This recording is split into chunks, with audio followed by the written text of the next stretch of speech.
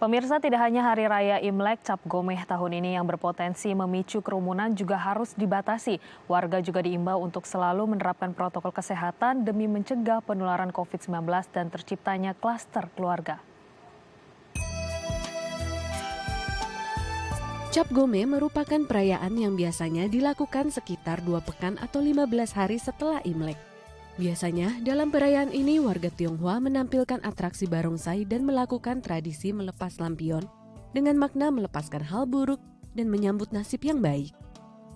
Namun di tengah pandemi seperti saat ini, seluruh kegiatan yang memicu kerumunan harus dikurangi dan warga harus mengikuti peraturan PPKM serta menerapkan protokol kesehatan untuk mencegah penularan COVID-19 dan menimbulkan klaster keluarga. Pemerintah menghimbau sebisa mungkin perayaan Cap Gomeh dilakukan dari rumah dan mengganti tradisi saling berkunjung atau berkumpul antar keluarga dengan bersilaturahmi secara virtual tanpa menghilangkan esensi dan makna Cap Gomeh. Dan untuk membahas seperti apa berlangsungnya Cap Gomeh di tengah pandemi seperti saat ini telah hadir bersama kami Bapak Budiman Tanah Jaya selaku Sekretaris Asosiasi Peranakan Tionghoa Indonesia dan Bang Asmi Abu Bakar, pendiri Museum Peranakan Tionghoa. Selamat pagi Bapak-Bapak. Pagi Priscila. Baik.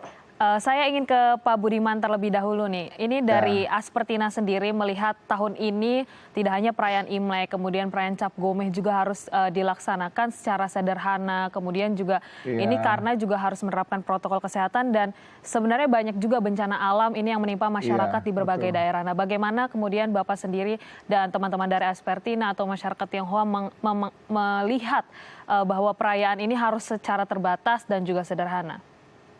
Ya, kalau untuk Cap Gomeh kan esensinya adalah kita sembahyang ucapan syukur kepada Tuhan ya atas apa yang sudah lewat ataupun hal-hal yang ke depan yang akan kita hadapi. Intinya kan perayaan bersyukur begitu. Nah, untuk masa-masa seperti ini di masa pandemi dan juga di awal tahun yang penuh bencana, maka perayaan Cap Gomeh ini ya sebaiknya tidak dirayakan dengan besar-besaran ya. Tapi sebenarnya juga kalau dilihat dari budaya peranakan yang ada di Indonesia, Cap Gomeh ini biasanya juga tidak terlalu besar acaranya. Biasanya kumpul-kumpul, makan lontong Cap Gomeh, makan onde, kemudian sembayang ke kelenteng, kemudian melek-melekan. Nah, ini yang khas di Indonesia untuk Cap Gomeh ini.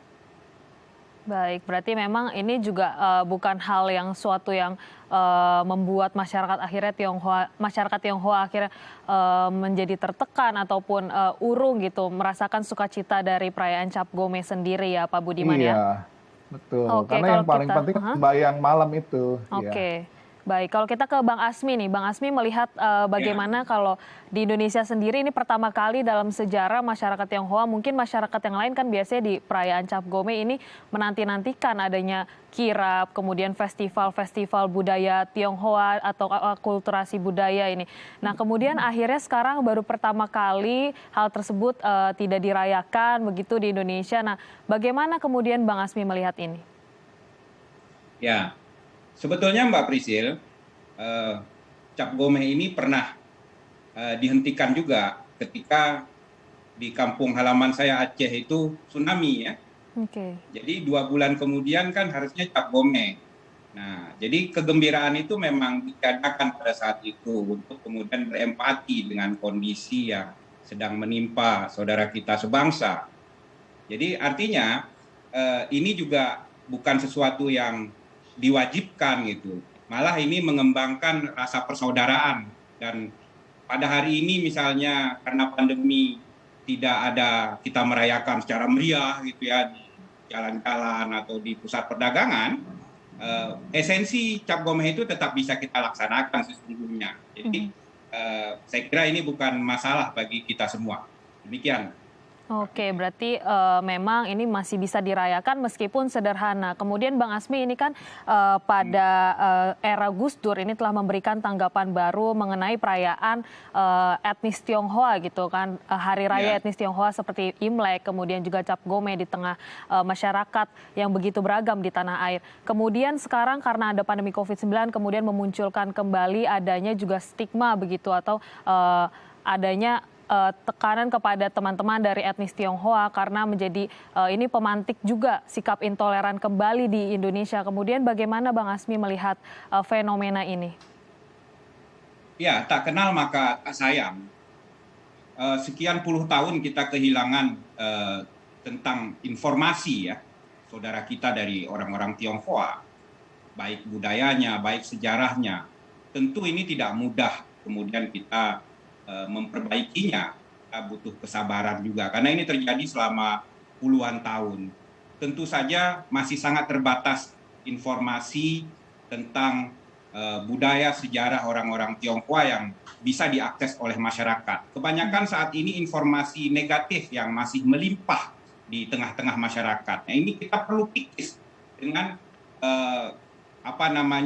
pandangan-pandangan, fakta-fakta sejarah bahwa orang Tionghoa itu memiliki peran luar biasa terhadap sejarah perjuangan kemerdekaan bangsa Indonesia. Saya kira kita harus menyampaikan ini, dan ini butuh kesabaran yang luar biasa sebetulnya Mbak Priscil, dan kesempatan pada saat seperti inilah kita menyampaikan terus-menerus. Jadi tidak hanya kita bicara budaya, kuliner, tetapi juga sejarah perjuangan orang-orang Tionghoa sebagai bagian dari bangsa Indonesia.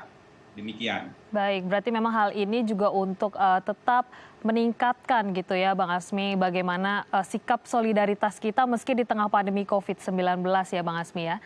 Ya. Baik, saya ke Pak Budiman. Kemudian di tengah pandemi mungkin perayaan Imlek dan juga Cap Gomeh ini kan dirayakan dengan sederhana. Dari Aspertinas sendiri ada perayaan atau ada kegiatan apa saja sih Pak yang dilakukan di tengah pandemi COVID-19 ini? Ya, Aspertina kan memang bergeraknya di pelestarian budaya peranakan. Banyak event-event yang dilakukan sebelum pandemi. Nah, oleh karena masa di pandemi ini sulit untuk mengadakan acara kumpul-kumpul, maka Aspertina lebih banyak menggunakan ya acara-acara seperti virtual begitu. Nah, untuk acara live sendiri seperti yang besar, kondangan peranakan begitu memang belum bisa dilakukan. Ya, jadi untuk kali ini Aspertina memang masih sangat terbatas sekali bergeraknya, Priscilla. Oke. Adakah kemudian kegiatan-kegiatan galang dana atau donasi yang dilakukan oleh teman-teman juga di tengah pandemi COVID-19 ini, Pak Budiman? Ya, untuk menggalang dana pasti ada.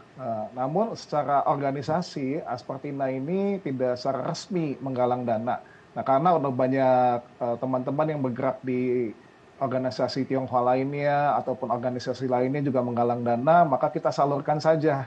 Ya, jadi tidak secara asosiasi peranakan ini bergerak secara langsung gitu. Baik, ini juga yang menarik kemudian teman-teman dari masyarakat Tionghoa sendiri di tengah pandemi kan tetap bergerak gitu kan, membantu meningkatkan solidaritas dengan juga saling berbagi gitu ya Pak. Tapi tadi juga seperti yang sudah saya sampaikan dan diskusikan dengan Bang Azmi bahwa sebenarnya ada juga di tengah pandemi ini akhirnya sikap intoleran, kemudian ada stigma juga bagi masyarakat Tionghoa karena pandemi COVID-19.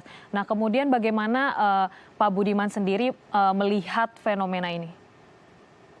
Ya, memang kalau kita lihat ya, pandemi COVID ini memang mempengaruhi segala aspek ya. Dan dari orang-orang Tionghoa sendiri dari dulu sudah terkenal akan sifat dermawan. Nah, jadi untuk pengumpulan dana, kemudian bakti sosial, meskipun tanpa ada pandemi itu sudah berjalan sejak lama. Oleh karena apa? Oleh karena nilai-nilai yang dianut oleh kaum peranakan Tionghoa itu masih berasal dari filsafat Konfusius ya, yang mengutamakan namanya Ren atau kemanusiaan. Jadi ini sifat yang utama dan memiliki cinta kasih. Nah, jadi untuk kegiatan sosial ini, jadi orang-orang Tionghoa ini dari dulu pun sampai sekarang sangat-sangat dermawan untuk membantu sesama, begitu, Priscilla. Oke, berarti memang sikap dermawan ini sudah sejak dahulu dan sekarang meski di tengah pandemi pun masih dilakukan. Baik Pak Budiman dan Bang Azmi, kita masih akan kembali tapi kita harus jeda sejenak. Ya pemirsa, tetap bersama kami di Halo Indonesia.